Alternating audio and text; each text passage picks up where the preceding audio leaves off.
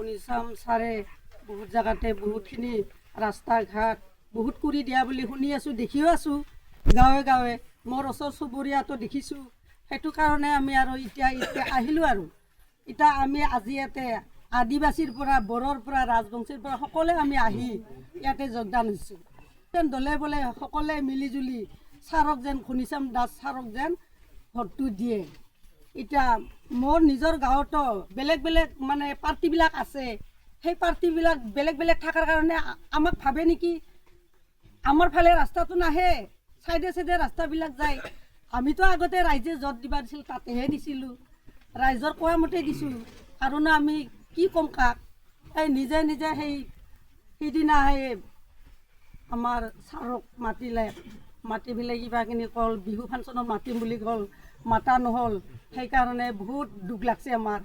ছাৰে নিজে যাই ক'লাক তোহোন আগৰ পৰা মোৰ তাতে যাব লাগে, মই ৰাস্তাবোৰ বুলি এনেকৈ হৈ আছে মই বনাই দিলোঁ হয়, কিয় নোকোৱা কিয় নোযোৱা সেনেকৈ কৈছে আৰু। ইয়াৰ পিছত আমাৰ ৰাইজে নামাতিল যেতিয়া আমাৰ দুখ লাগছি। সেইখিনিয়ে আৰু মোৰ ক'বলগীয়া মৰি কৈ। মোৰ নাম ফুলমতি বড়ো। আমাৰ দিহিৰা ব্লকৰ অন্তৰ্গত এই দুমুনি অঞ্চলৰ সোণাপুৰ গাঁৱত আজি জইনিং প্ৰগ্ৰেম এটা আছিল। এই জইনিং প্ৰগ্ৰেমটোত আমাৰ ইতিমধ্যে 300ৰো অধিক লোকে আহি জইনিং কৰিলে।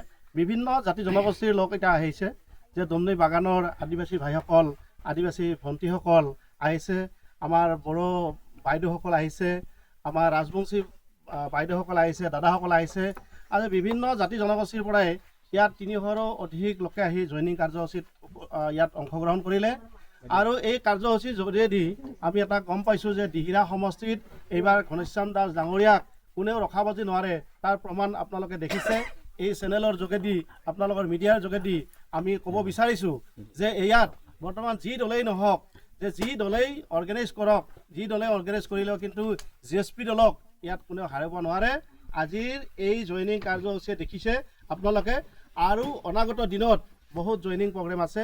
অহা মঙলবাৰেও আমাৰ মহিলা কমিটি এখন আছে, বিশাল মহিলা আহি এই দিহিৰা সমষ্টিৰ পৰা আহি তেখেতসকলৰ যোগদানো থাকিব তাত, আৰু তেওঁ কমিটি গঠন কৰিব মহিলাসকলৰ দ্বাৰা দি।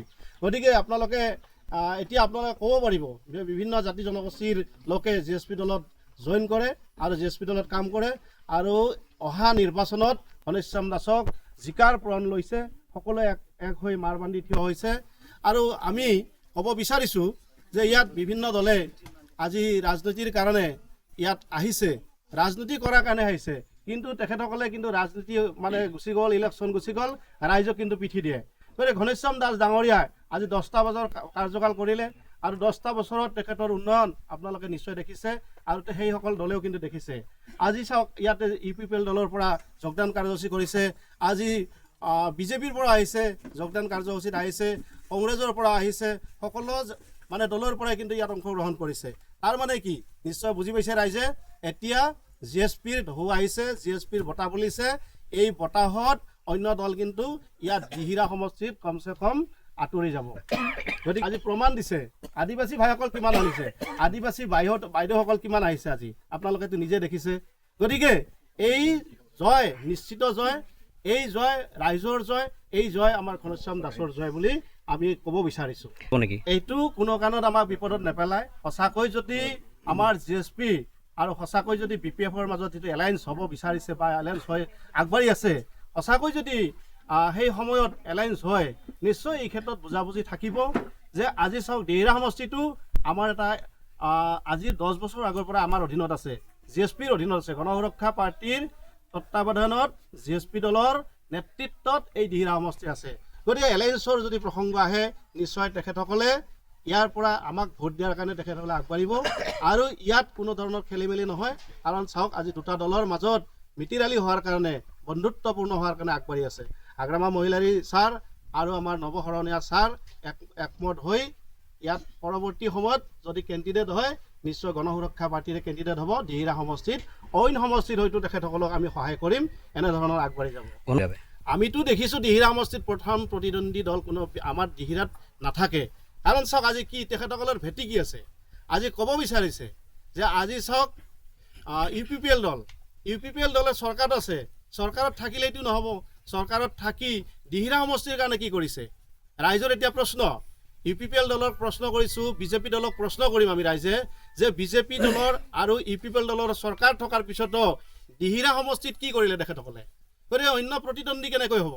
তেখেতসকলে কুচকাচ কৰিছে লিডাৰ কেইজনমানৰ কৰি, কিন্তু ৰাইজ নাই, তেখেতসকলৰ ভোটাৰ নাই। গতিকে ৰাইজৰ য'ত নাই তেনেহ'লে প্ৰতিদ্বন্দ্বী ক'ত থাকিব?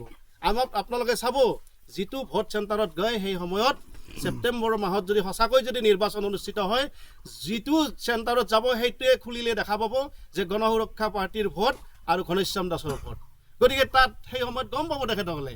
আজি তেখেতসকলে কৈ আছে যে বিজেপিৰ নেতৃত্বসকলে আমি দেখিছোঁ চুকে কোণে কিছুমান জেগাত গৈছে, কিন্তু গ'লে কি হ'ব? তেওঁলোকৰ সতীৰ্থ নাই, তেওঁলোকৰ কোনো ধৰণৰ এক্টিভিটি নাই, তেওঁলোকৰ কোনো ধৰণৰ গণভিত্তি নাই। আৰু UPPL দলৰ একেই অৱস্থা হৈছে। UPPL দলৰ আজি কি কৰিছে, সন্মুখত এতিয়া ইলেকশ্যন, আমি দেখিছোঁ তেখেতসকলৰ ডাম্পাৰবিলাকেদি কি কৰিছে, ফ্লেগ এখন আলাই লৈছে, UPPL দলৰ ট্ৰেক্টৰখন আলাই লৈছে, আৰু তেখেতসকলে কিছুমান গাঁৱত অলপকৈ চেইন গ্ৰেভেল ছিটিয়াইছে।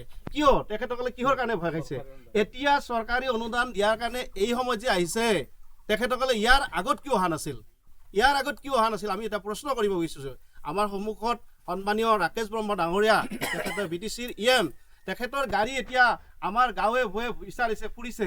তেখেতসকলৰ ডাম্পাৰ মানে অ'ত আজি এক গাড়ী শিল দিছে, তাত এক গাড়ী শিল দিছে, ক'ৰবাত 20 লাখ টকা দিম বুলি কৈছে, ক'ৰবাত 2 লাখ টকা দিম বুলি কৈছে, কিন্তু তেখেতে দিম বুলিহে কৈছে, কিন্তু ক'তো দেখা নাই।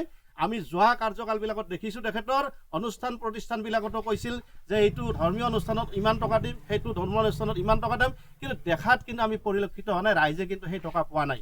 গতিকে এতিয়া সেইকাৰণে আপোনালোকৰ জৰিয়তে কৈছোঁ, দিহিৰাত অন্য কোনো প্ৰতিদ্বন্দ্বী নাথাকে।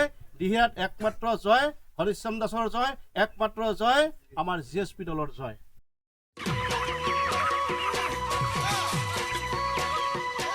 অতি কম দিনতেই একোটা এনেকুৱা হৈ যায়। মই যে বিয়মৰ দানা খুৱাওঁ, আপোনালোকেও বিয়মৰ দানা খুৱাওক আৰু কম দিনতেই অধিক মুনাফা লাভ কৰক।